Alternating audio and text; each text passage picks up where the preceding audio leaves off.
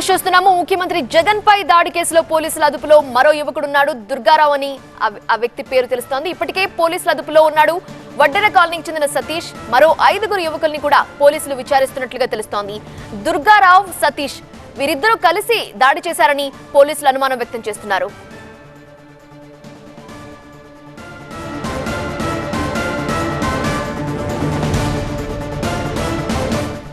పూర్తి వివరాల నిమిషానికి మా ప్రతినిధి క్రాంతి లైవ్ లో సిద్ధంగా ఉన్నారు. క్రాంతి, ఈ దుర్గారావు ఎవరు, సతీష్ ఎవరు, వీళ్లే దాడి చేసినట్లుగా ఒప్పుకున్నారా? పోలీసులు ఏం చెప్తున్నారు?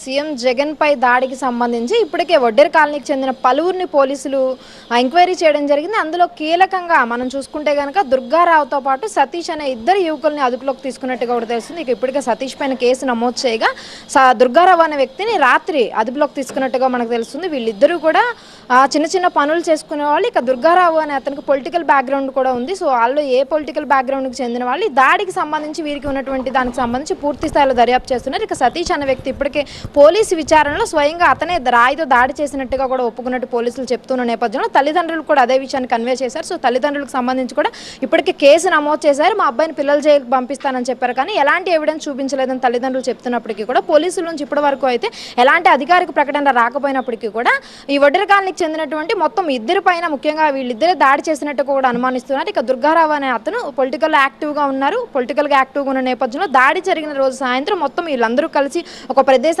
వెళ్ళినట్టుగా కూడా ఒక ప్రముఖ వ్యక్తికి కూడా చూపించినట్టుగా కూడా పోలీసుల నుంచి మనకు సమాచారం అందుతున్న నేపథ్యంలో దీనికి సంబంధించి పూర్తి స్థాయిలో దర్యాప్తు చేస్తూ ఉన్నారు. ఇక దాడి జరిగిన దానికి సంబంధించి వీళ్ళకి ఎలాంటి సంబంధాలు ఉన్నాయి అండ్ అలాగే దాడికి కారణాలు ఏంటి, అసలు ఆ దాడి చేసిన దానికి సంబంధించి కూడా మొత్తం సీన్ రీకన్స్ట్రక్ట్ చేసేటువంటి పనిలో పడ్డారు. సో వీరికి సంబంధించి పూర్తి స్థాయిలో ఎంక్వైరీ చేశారు.